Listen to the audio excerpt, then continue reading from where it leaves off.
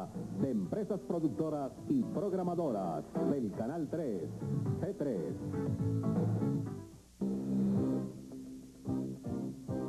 Sigue indignación en Guatemala por masacre de campesinos.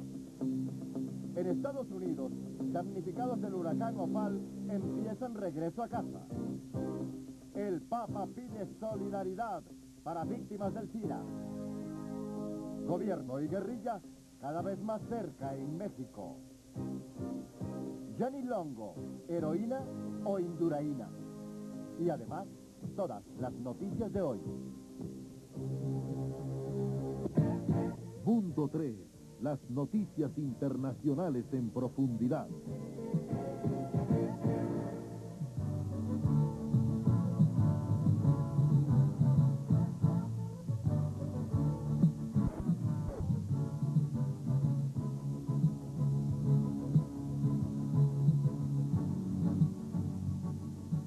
Buenas noches. Un avión de la Fuerza Aérea Guatemalteca devolvió hoy los cadáveres de los 11 campesinos masacrados al norte de la capital. Masa Alegro. Aquí quería llegar.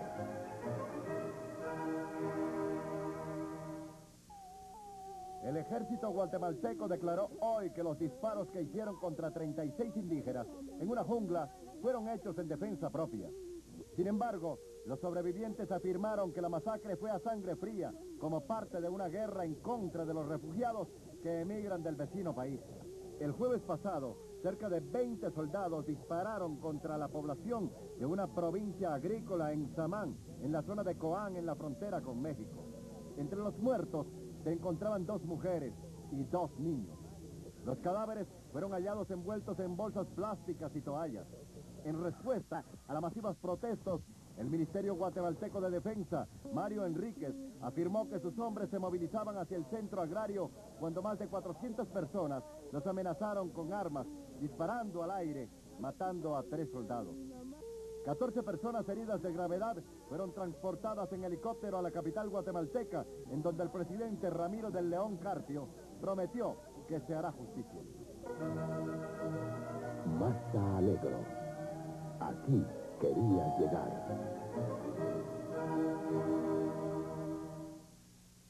Los damnificados del huracán Opal en Estados Unidos empezaron a regresar a sus casas. Noticia del día, con el patrocinio de Avianca, la aerolínea de los colombianos.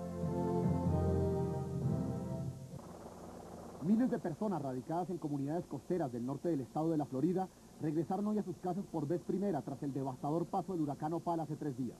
Residentes de las playas de la costa del Golfo volvieron a casas destruidas por vientos de 200 kilómetros por hora y enormes olas de arena de casi 3 metros de alto, que las azotaron antes de que llegara la tormenta. Funcionarios dijeron que Opal causó la muerte de por lo menos 19 personas en los estados de Georgia, Florida, Alabama y Carolina del Norte, dejando una estela de destrucción desde el Golfo hasta el estado de Maryland, con miles de desamparados y centenares de miles sin servicio eléctrico. A la tormenta también se le culpa de 10 muertes en México. Entre tanto, en las comunidades playeras de las islas de la costa noroccidental de la Florida, los residentes no han podido ir a sus casas por su propia seguridad, dijeron funcionarios. Aquellos que viven en Pensacola Beach y Navarre Beach, 2 de los pueblos más afectados, tuvieron hoy su primera oportunidad de ir a sus hogares. Noticia del día, con el patrocinio de Avianca, la aerolínea de los colombianos. El Parque Central de Nueva York se transformó hoy en una inmensa catedral al aire libre, luego que Juan Pablo II pronunció ante 100.000 personas un mensaje de compasión para los enfermos de SIDA. El Parque Central de Nueva York se transformó hoy en una inmensa catedral al aire libre, cuando el Papa Juan Pablo II pronunció ante 100.000 neoyorquinos un mensaje de compasión para los enfermos de SIDA, los pobres y los desamparados. En una misa en el núcleo verde de Nueva York, el Santo Padre dirigió sus palabras en español a la población hispana de la ciudad e insistió en su campaña contra el aborto y reiteró el rechazo de la Iglesia contra el mismo. Se les exhorta a pronunciarse por la vida, siempre y por donde quiera, incluyendo la vida de bebés sin nacer, dando verdadera ayuda y aliento a madres en situaciones difíciles, dijo el Santo Padre. En su homilía el Papa recordó el tema central de su gira, el contraste entre los ricos y los pobres, en una ciudad que simboliza lo que él califica como la extravagante opulencia de Estados Unidos. El Papa recordó con insistencia que Estados Unidos debería verse en el espejo social y cumplir con la promesa de lo que él llama un símbolo de libertad y una tierra de oportunidades. Gobierno y guerrilla zapatista hicieron concesiones importantes esta semana y se acercaron así a la posibilidad de un acuerdo que ponga fin a las hostilidades en el sureño Estado mexicano. El gobierno mexicano y la guerrilla zapatista iniciaron esta semana una nueva ronda de negociaciones. Los diálogos, que se iniciarán formalmente el 17 de octubre, abordarán temas como los derechos de los indígenas, uno de los principales objetivos del ejército zapatista, mas no el único. Esos puntos toman referentes muy precisos en razón con el carácter beligerante del ejército, pero también con la participación de la sociedad civil en políticas expresas en materia de derechos humanos, en políticas de replanteamiento del modelo de participación electoral y democrática, en políticas determinadas en función del uso de la tierra. El hecho pues de que sean los sectores campesinos y los sectores indígenas más pobres los que hayan tomado esta iniciativa no excluye que haya propuestas para toda la sociedad civil. En la llamada mesa indígena, los rebeldes buscarán que el Estado mexicano se comprometa a erradicar la extrema pobreza y el marginamiento en el que han vivido los indios del sureño estado de Chiapas, peticiones que por supuesto el gobierno de Ernesto Zedillo cumplirá. Esta actitud pacífica y de conciliación ha sido la principal estrategia del gobierno para neutralizar el grupo rebelde dirigido por Rafael Guillén. El presidente Zedillo, desde que tomó posición el 1 de diciembre de 1994, pues volvió a insistir en la necesidad de sentarse a negociar, a que el diálogo era la mejor arma para resolver las causas que ellos promovían, y pues los resultados están a la vista, porque aparte de que ya los grupos marginados de indígenas, de campesinos que estaban haciendo suya esta lucha, están recibiendo ya los beneficios. Los insurgentes tienen la esperanza de poder discutir a fondo el tema de la tierra, pero más que una nueva repartición de esta, el que el gobierno les dé el apoyo y los medios necesarios para hacerla productiva. Líderes del G7, que agrupa a las principales potencias del mundo, se reúnen en Estados Unidos para hablar de economía. Los líderes financieros de las naciones más ricas del mundo se mostraban unidos en relación al tema del dólar, en cuanto a su vertiginoso ascenso y el poder que seguirá obteniendo frente al yen japonés y el marco alemán. Los ministros de Finanzas y los principales representantes de la Banca Central de Estados Unidos, Alemania, Gran Bretaña, Japón, Francia, Italia y Canadá, conocidos como el G7, analizaron las posibles expectativas del futuro inmediato de la economía en el sistema internacional. Los miembros pertenecientes al G7 se reunieron hoy en Washington para iniciar la conmemoración de los 50 años de la creación del Fondo Monetario Internacional y del Banco Mundial. Durante 4 días se discutirán cuáles serán las nuevas estrategias que estos dos organismos deberán tomar con el fin de tener un mayor recaudo en cuanto al aporte de sus integrantes. Cerca de 60 ejecutivos de Estados Unidos se encontraban hoy en La Habana, un día después de que el presidente Bill Clinton anunció la disminución de algunas restricciones contra Cuba. El presidente de Estados Unidos, Bill Clinton, anunció que está suavizando algunas restricciones sobre Cuba para promover un libre flujo de actividades entre las dos naciones. Al destacar que no aliviará el embargo económico en la isla, Clinton explicó que su decisión tenía como meta promover la democracia en Cuba. Cuba sigue resistiéndose a tomar el camino hacia la democracia, señaló en un discurso sobre estrategias de política exterior. Hoy estamos anunciando nuevos pasos para estimular su transición pacífica hacia una sociedad libre y abierta, añadió. Agregó que su gobierno permitirá que organizaciones de prensa norteamericanas abran operaciones en la isla y que autorizará a periodistas cubanos para que trabajen en Estados Unidos. Clinton agregó que permitiremos que más gente viaje a y desde Cuba para actividades educativas, religiosas y de derechos humanos. Pero no solo los empresarios norteamericanos parecen interesados en la apertura cubana hacia la inversión extranjera. Colombia también tiene ya un notable comercio con la isla. En medio del océano, Cuba se descubre como un sueño conjugado entre la realidad y la fantasía. Todo depende con la lente con la que se le mire. Lo que sí es cierto es que muy a su manera sabe cómo cautivar a sus vecinos, y aún a los más lejanos, para convencerlos de la necesidad que tiene la isla en materia de inversiones. Colombia no escapa de ese embrujo caribeño. En el último año, más de 20 acuerdos comerciales los han acercado con fuerza. También las cifras comienzan a crecer en buena proporción. Para 1994, 50 millones de dólares marcaron la nota negociadora. No hay que desperdiciar el sabor que tiene la isla. Hemos aprovechado aspectos importantes de la economía cubana, como los medicamentos, como las vacunas, en los cuales están muy avanzados, y hemos obtenido ventajas y por otra parte exportadores colombianos han podido vender productos en Cuba, carbón, textiles,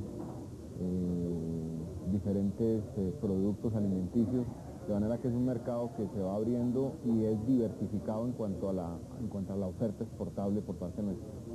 Pero quien diga que su convencimiento está solo en la música o en el azúcar, quizás se está remando para el lado equivocado. Sus ferias son otra gran oportunidad para los conquistadores de estos tiempos, en lo que se refiere a productos. Ahora mismo en octubre se produce la Feria Internacional de La Habana, un evento que congrega 42 países. Por ejemplo, tiene un pabellón de la Unión Europea, tiene un pabellón de Canadá, tiene un pabellón de México y allí vamos a tener un pabellón de Colombia con unos 20 expositores, exportadores colombianos y creemos que vamos a estar al nivel de países muy competitivos en Cuba. Fidel se pone a tono con la apertura y es seguro que con Colombia la apuesta está ganada. Y en este sentido, ¿cuál es la posición de los empresarios colombianos? Las puertas para Cuba comienzan a abrirse paulatinamente.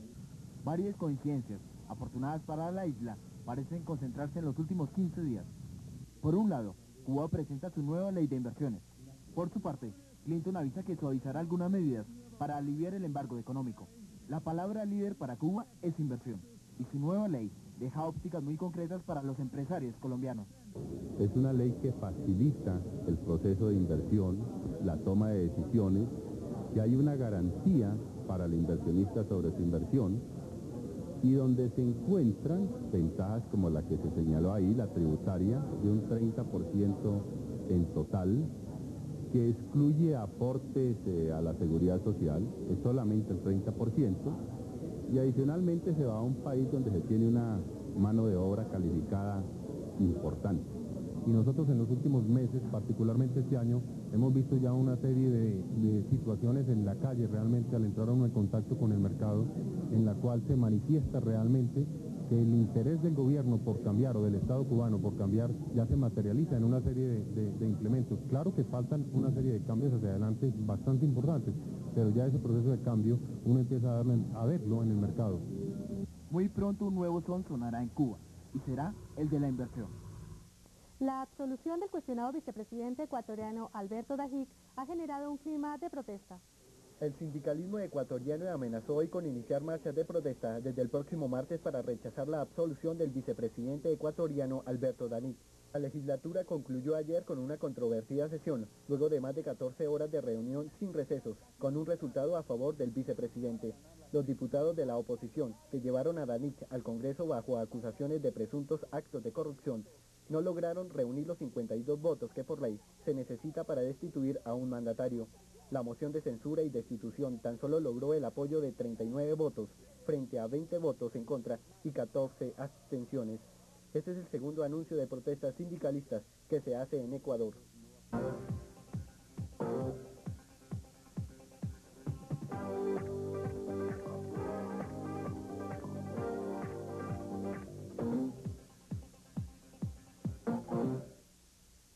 Bienvenidos a la información deportiva en Mundo 3. La meca de los récords, así llaman ahora a Colombia. Hoy la francesa Jenny Longo, quien ganó la prueba de ruta en los campeonatos mundiales de ciclismo y su segunda medalla de oro, anunció que intentará batir en nuestro país la marca mundial de la hora. La veterana ciclista francesa Jenny Longo, de 36 años, al vencer hoy en la prueba de ruta femenina de los mundiales de ciclismo, se encumbró como la más completa mujer sobre una bicicleta. La Longo había logrado también el oro en la contrarreloj el miércoles, victorias que sumará a su récord mundial de la hora en 1989, el subcampeonato olímpico de ruta en Barcelona 92 y los otros 4 títulos mundiales de ruta en 1985, 86, 87 y 89, sin contar las muchas victorias en pruebas por etapas. En la carrera masculina de ruta aficionada, el holandés Danny Nelissen recogió el oro. La plata fue para el italiano Daniel Sognolin y por primera vez en la historia, una medalla en las pruebas mundiales de ruta correspondió a Sudamérica en las piernas del policía ecuatoriano Pedro Rodríguez, quien definió la de bronce casi sobre la raya de meta ante el Nacional Becerra. El uno es menudito, Juninho, y acaba de ser vendido a un equipo inglés. Y el otro, no tan menudito, es por el contrario el animal. Se llama Edmundo y esta semana estuvo en el ojo del huracán. El equipo inglés Middlesbrough compró al Sao Paulo el pase de su habilidoso volante Juninho en $7.5 millones.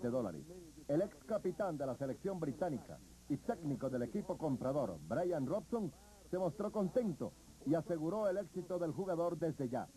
Juninho es el jugador más joven del seleccionado brasilero que dirige Mario Zagallo. En la costa colombiana hay un dicho que expondría de manera gráfica la situación del jugador Edmundo de Flamengo. El pelao que es llorón y fuera de eso lo pellizcan. A su llegada a Flamengo, este año, Edmundo había hecho el propósito de no involucrarse en más peleas. Su historia en ese campo es larga y nada enorgullecedora. En el pasado partido de la Supercopa ante Vélez, el volante Sandoná le dio zapato, lo provocó y golpeó hasta encontrar la reacción violenta de Edmundo, quien se verá envuelto ahora en otra sanción. El único campeón mundial de boxeo de Colombia, Harold Gray, defenderá su título dentro de contados instantes en Buenos Aires. Y enseguida veamos más boxeo, esta vez en la categoría de los pesados. Esta noche en Atlantic City, el campeón pesado del Consejo Intercontinental de Boxeo, Tommy Morrison de Estados Unidos, expondrá su título frente al retador inglés Lennox Lewis. Ante tanta proliferación de organizaciones mundiales y de títulos, estos se están quedando en cualquier par de puños. El comercio derrota por nocaut al deporte. Y enseguida les tenemos las condensadas del fútbol. Los seleccionados suramericanos miden su nivel por estos días. Mientras Colombia visitará a la Argentina, Brasil y Uruguay, que completan el cuadro de grandes, se enfrentarán también el miércoles 11. La novedad en Brasil es la convocatoria de Bebeto. Diego Armando Maradona, que regresó con su club Boca ante Surcorea, pisará de nuevo pasto argentino en el torneo local, enfrentando al Colón de Santa Fe. La expectativa por el retorno de Cantona se centraba en la esperanza de sus hinchas en que el irascible atacante francés fuera el salvador del Manchester United. Pero el equipo ha quedado fuera de la UEFA y de la Copa de Inglaterra.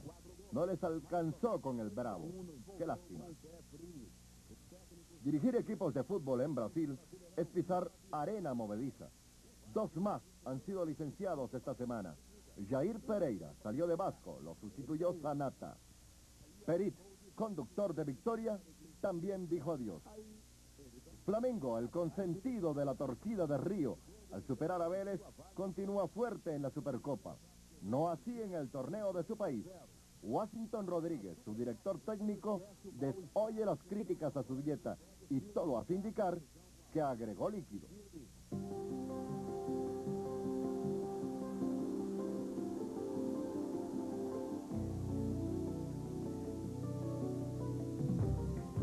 En Ecopetrol desarrollamos productos de alta calidad para preservar el medio ambiente, como la denominada gasolina verde. Reduce contaminantes, mejora el funcionamiento del motor y rinde mayor kilometraje.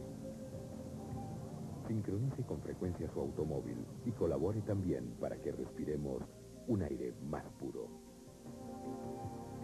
Nuestro propósito, una mejor convivencia.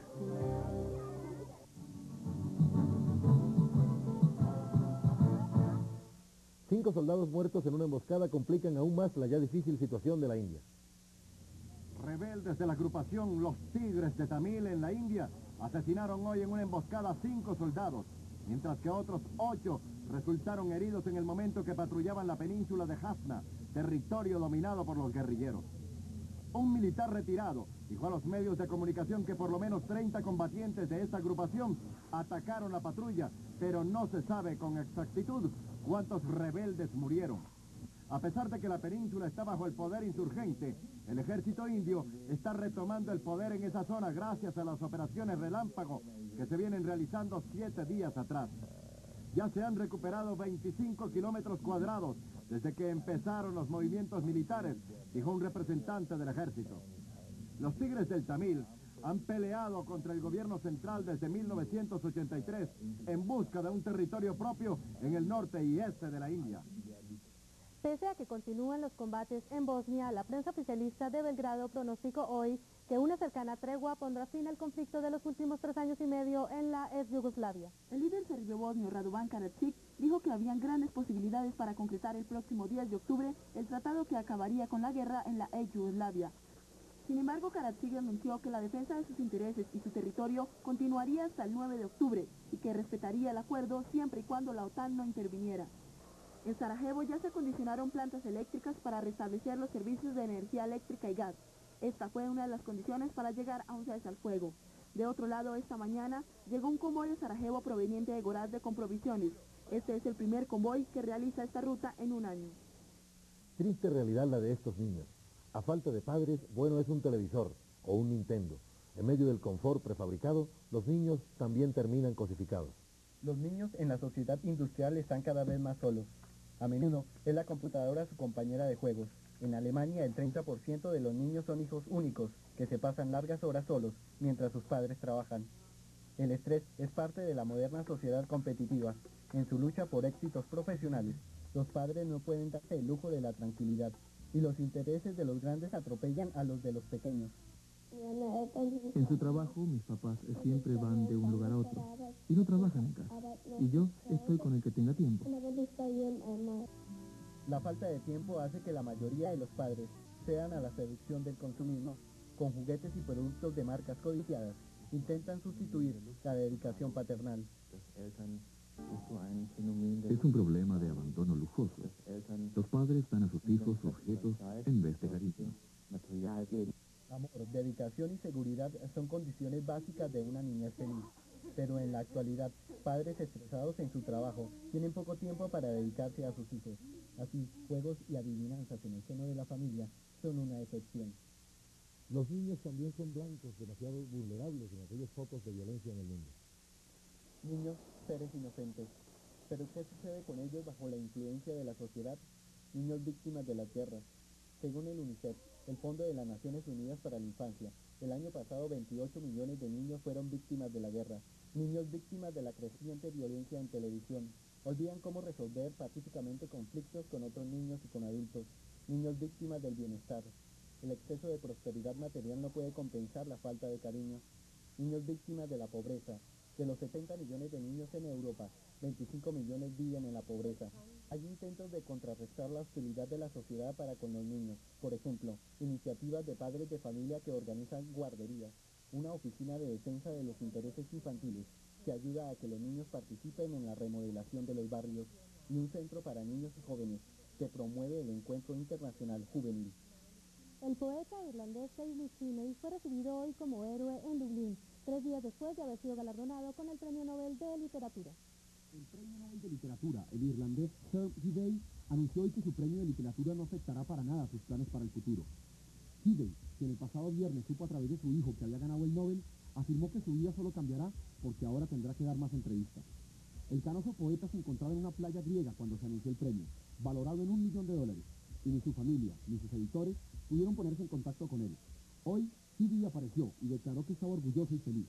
Este profesor, que nació en una zona profundamente nacionalista de Irlanda del Norte, es considerado el mejor poeta irlandés desde William Butler, quien también ganó el Nobel.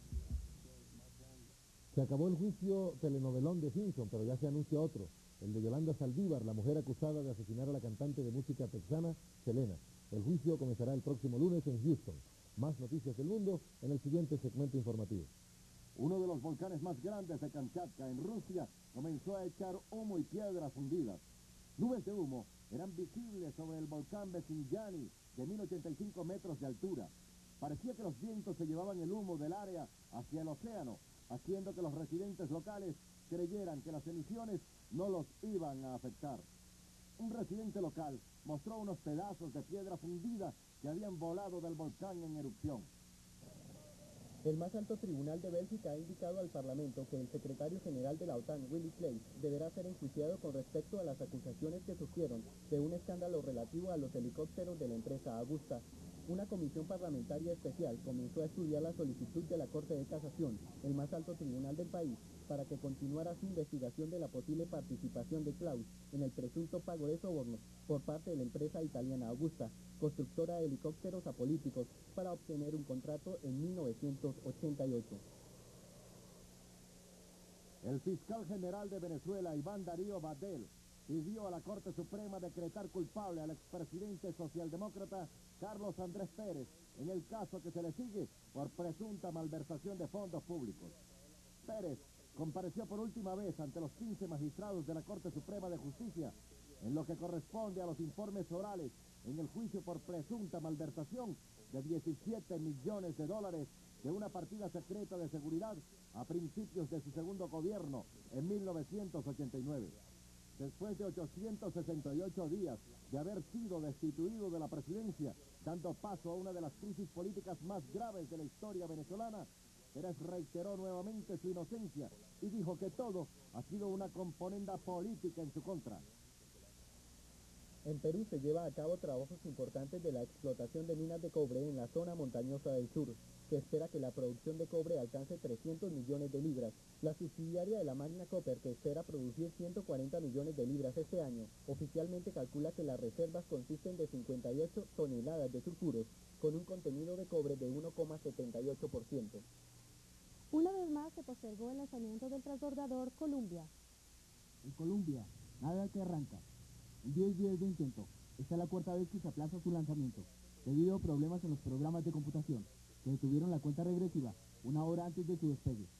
El problema, según funcionarios de la NASA, se originó en la falla del software de uno de los controladores que envían señales para desechar los impulsores del cuerpo del transbordador y su tanque externo. Se considera que un error humano podría ser la causa de la demora en el lanzamiento del Columbia. En las 3 ocasiones anteriores, se postergó por problemas técnicos y meteorológicos. El lanzamiento estaba programado para las 9:41 de la mañana, pero se detuvo a las 9, cuando los técnicos encontraron que había una falla en el sistema. El Columbia, que realizó por primera vez su viaje en 1982, regresa a la flota de transbordadores de la NASA, después de pasar un año por restauraciones y reparaciones. Jerusalén ajustó recientemente los 3.000 años y la conmemoración coincide felizmente con el acuerdo de paz del Oriente Medio. Jerusalén, ensalzada por los profetas, alabada en la liturgia y loada por los poetas, es la ciudad santa, reverenciada por judíos, cristianos y musulmanes. Recostada contra los montes de Judea, Jerusalén es un mosaico de culturas y nacionalidades, en donde la historia cobra vida junto al irreversible paso de la modernidad. En sus murallas, sus barrios y sus antiquísimas construcciones se registran más de 4.500 años de existencia, a través de los cuales pueblos y generaciones han luchado por su dominio. Desde 1948, año en que se restableció el Estado de Israel, Jerusalén se dividió en dos. La parte oriental fue anexada a Jordania y el sector occidental se convirtió en la capital de Israel. Después de la guerra de 1967, Jerusalén fue reunificada y toda pasó a ser capital del pueblo judío, quien durante 3.000 años ha mantenido su fe en ella. Ahora, luego de la firma del acuerdo entre palestinos e israelíes, se espera que Jerusalén siga siendo, más que nunca, para judíos, musulmanes y cristianos, una ciudad de paz. La temporada de modas en Italia se ha caracterizado por cierto aligeramiento textil, al decir de los expertos. La casa italiana de modas Missoni presentó hoy su colección de primavera y verano 1996, en una explosión de colores, mientras que el diseñador Crisia inauguró su colección con un estallido de ciencia ficción. El desfile en el Centro de Convenciones de Milán, donde la mayoría de los diseñadores italianos presentaron esta semana sus colecciones, se inició con un traje negro sin mangas, en cuadros de color azul, violeta y amarillo. Missoni también presentó vestidos hasta la rodilla en tul blanco y negro, debajo de los cuales se llevaban trajes de baño en 2 piezas al tono. De otro lado, las supermodelos Naomi Campbell, Elma Persson y Christy Turlington recibieron hoy una demanda de $2.5 millones por el presunto uso indebido de la marca Fashion Cake en Italia. Y para seguir a tono con este final refrescante, la siguiente nota es sobre el Euro Disney en Francia. Hoy 500 niños de 14 países visitaron el centro espacial del Parque de Diversiones de Euro Disney, ubicado a pocos kilómetros de París, con motivo de unas actividades estelares este fin de semana. Los chiquillos tuvieron la oportunidad de conocer al astronauta alemán Thomas Reis, y como buenos curiosos, lo invadieron con preguntas corchadoras. Como si fuera poco la entrevista con el piloto espacial, los niños también participaron en un foro donde se codearon con científicos espaciales. Hasta el actor ídolo Richard Gere está de plácemes con Pocahontas, o si no, vean estas imágenes procedentes de Gran Bretaña. Por fin Pocahontas llega al viejo continente, y es por eso que la estrella del cine norteamericano Richard Gere, ahora convertido al budismo, fue hoy el anfitrión del lanzamiento de la última película animada de Disney en Inglaterra. El motivo de la asistencia del exesposo de la top model Cindy Crawford era la recaudación de fondos para la Cruz Roja inglesa y una organización que apoya a las minorías étnicas. También asistieron al estreno la exesposa del jugador de rugby inglés Will Carley y el actor británico Richard Grant. Y bien, se nos acabó el tiempo. Mañana volveremos con ustedes en nuestro horario habitual de las 8 en la noche. La cita será como siempre aquí por el canal 3. Más para ver. Feliz descanso.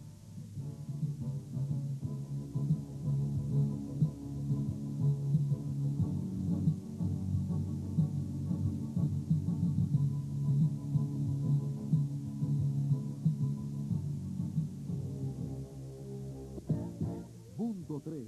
Las noticias internacionales en profundidad.